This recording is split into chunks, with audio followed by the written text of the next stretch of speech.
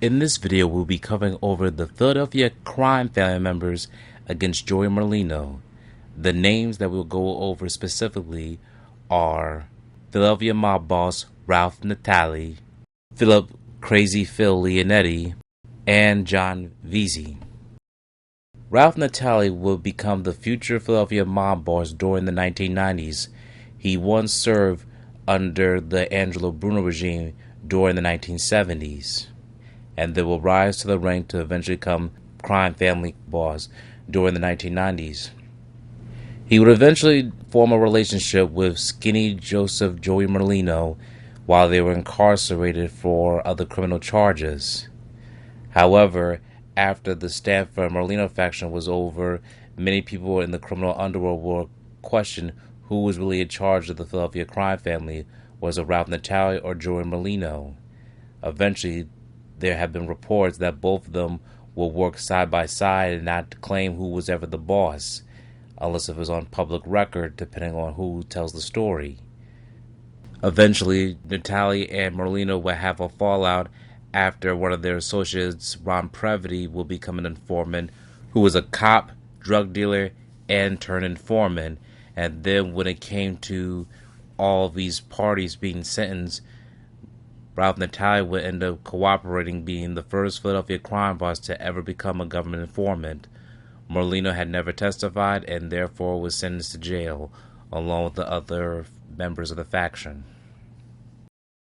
Here is Ralph Natali on Value Entertainment, hosted by Patrick Bet-David. This video dates back on June 4th, 2020, during the pandemic. And here is Ralph Natali's take on Joey Merlino. Joe Merlino owed everybody in the city of Philadelphia a lot of money. Nobody trusted him. Now, he had a crew, Michael Chang, who got killed, and the rest of them. He had a crew. And he had something that I didn't have. There was nobody around but them. And he told me everything that they had and this and that. He was going to do this. Good. You're going to do that?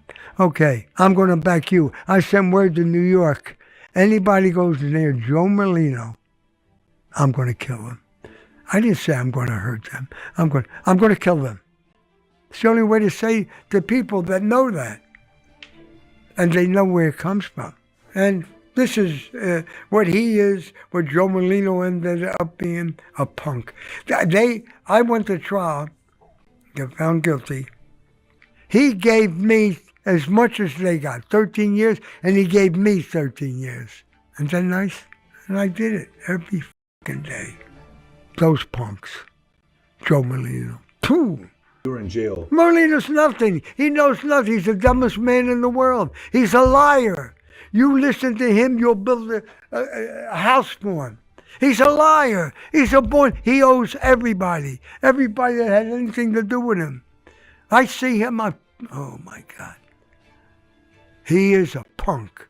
I call them punks every day.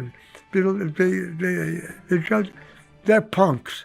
That's why he give me 13, give them 13. Okay.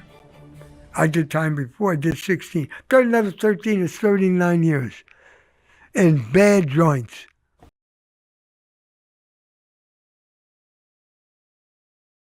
As you heard from Ralph Natali's point of view, he, along with many other Philadelphia crime family members, have questioned Merlino's motive and also raised the concerns that he owes a lot of people money. Many people have claimed that Merlino, as the alleged reputed mob boss, had owed many crime family members, even from New York, money, and therefore that's why his name's been thrown under the bus as a result of not paying anybody.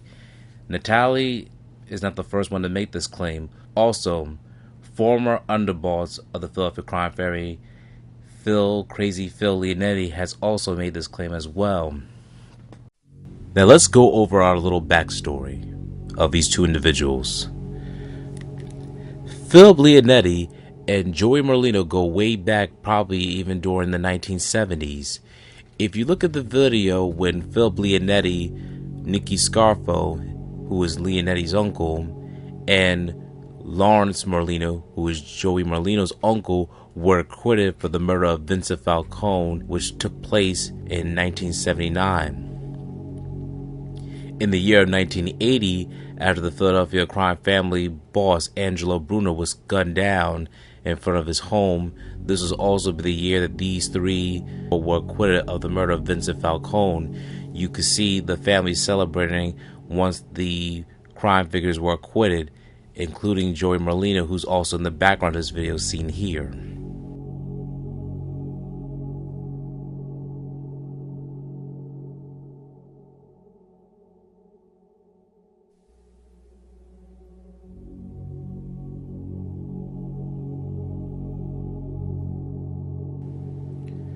For those who don't know, Phili Leonetti will be the future underboss under his uncle regime, Nicky Scarfo.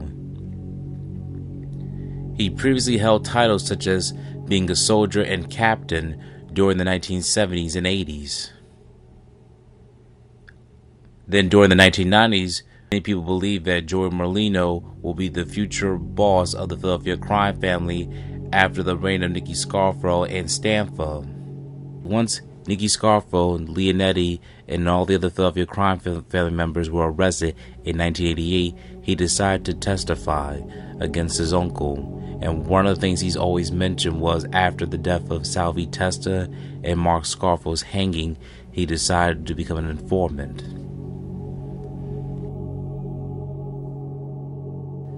After 5 years, 5 months, and 5 days, he was a free man. And years later, he decided to write his own book. He wrote his own autobiography, which included Scott Bernstein and Christopher Graziano, called Mafia Prince. Inside America's most violent crime family and the bloody fall of the Cosa Nostra. Leonetti decided to tell his own life story and decided to go over the crime family members, including reputed mob boss Joey Merlino. In the middle of the book, Leonetti specifically stated this: the street tax did not exist during the Angelo Bruno reign, who was the original godfather of Philadelphia from 1959 to 1980. After Bruno's death, many people were not following the rules and decided to implement a street tax, which did not exist during Bruno's regime. The street tax was when the mafia decided to go after people who were doing illicit activity and were not paying their fare to the boss. So therefore, any type of drug dealer that was not paying the street tax, the crime family members would attack them. And if they wanted to be protected, if drug dealers or anybody who was dealing with narcotics, they would have to pay the mob in order to be protected from them. Otherwise, they'd be executed in the most street devilish fashion. Now, in the middle of the book of Mafia Prince, Phili Leonetti stated this: the street tax money coming down every month from Philadelphia could range from $50,000 to $100,000. It depended on what was going on. Don't forget, we still had our bookmaking and loan sharking operations, and we were involved in millions of other deals. Making money wasn't a problem for us. I always picked the money up directly from Chucky, who was Salvatore Chucky Merlino, Joey Merlino's father, and I bring it him home and I would count it without Nicky Jr. Without fail, no matter what the amount was, it would always be light, a few $100s. I knew Chucky wasn't skimming $300 or $400. He wasn't making tens of thousands of dollars himself. I believe it was his son Joey who was robbing the money. Joey Merlino was always a no-good kid. He was a punk even as a teenager, 18 or 19 years old. He was constantly starting trouble in Atlantic City. And my uncle would always make me straighten it out. He would bet with bookmakers who were with us and not paid them when he lost, and then he would lie and say that it wasn't him. On top of that, I believe he was robbing the money that was coming down from Philadelphia to Atlantic City for me and my uncle. Around the time, I wanted to kill him, but he was Chucky's son, and I know there was no way my uncle would sanction it. At that time, my uncle liked this kid very much because the two of them were very much alike, and Joey was always respectful around my uncle. Plus, Chucky was my uncle's best friend, and he was the underboss. Under Joey and Nicky Jr. were also the best of friends. I thought he was no good, and if I could have, I would have killed him. That's one section of how Phili Leonetti describes Joey Merlino. on Value Entertainment when he's asked about Joey Merlino. This is his take. Shown here. He is the worst human being alive, this guy right here, Joey Merlino. Horrible human being. Why do you say that?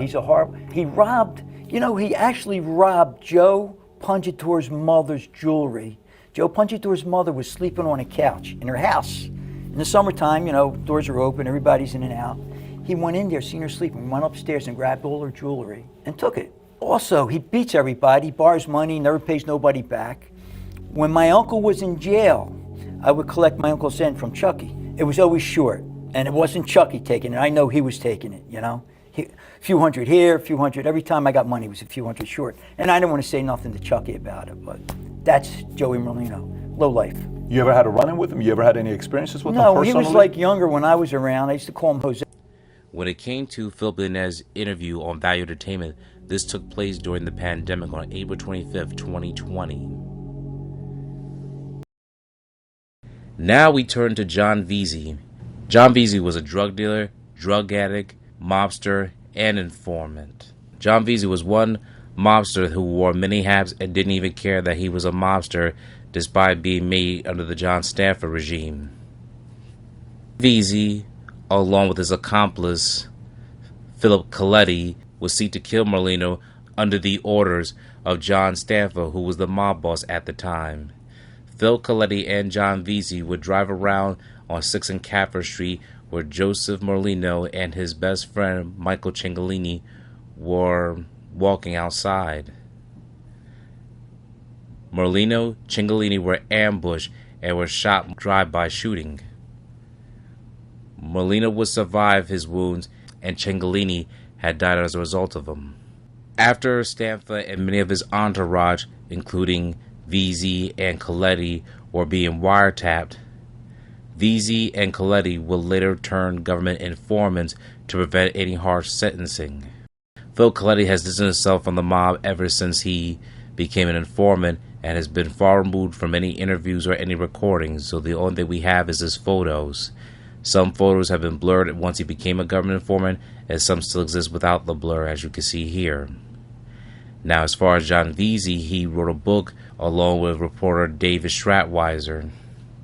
John Veasey has also made reports on the Philadelphia Inquirer, as you will see in this video, back in 2012, and in the following year, 2013, he was on the program 60 Minutes telling his story and what he has to say. Here are his remarks about Joseph Skinny Joey Merlino, as you can see here. Joey Merlino's out. He's in Florida. Yeah, that's funny. I'm back in Philly. He ain't, huh? Who's more scared now? He's not going to get a movie deal.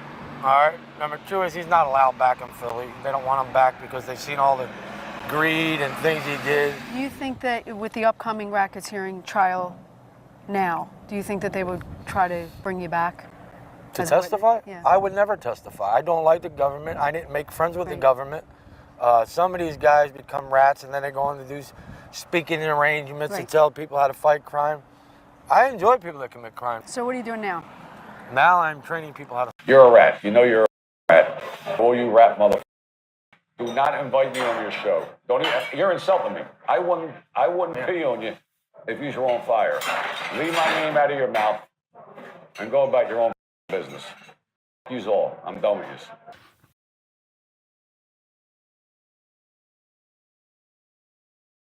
Thank you for watching this video. Please subscribe to our channel and check out more of our content.